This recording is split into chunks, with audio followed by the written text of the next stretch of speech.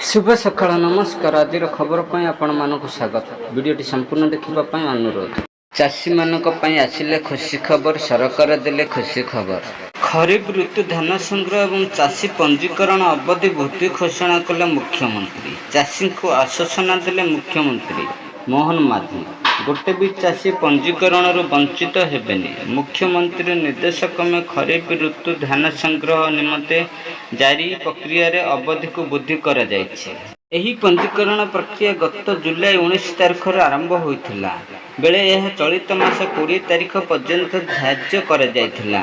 मात्र चाषी मानक स्वार्थ अनुरोध क्रमे एही अवधि को वृद्धि करा जायछि। सरकार एपर्यंत 10,93,220 जन चाषी पंजीकरण करथिबे बेले आगको यह आउरी वृद्धि हेबो।